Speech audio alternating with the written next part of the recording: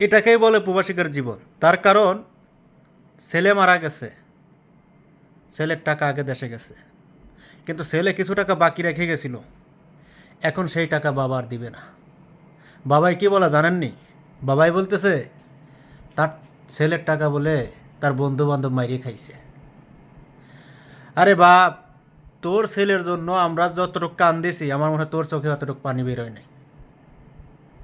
হারামি দুনিয়াতে থাকলে আমার বন্ধুর বাপে ছিল সবচেয়ে বড় হারামি, যাকে বলে পৃথিবীর মধ্যে তো একটা হারামি থাকে, সে হইলো আমার বন্ধুর বাপ।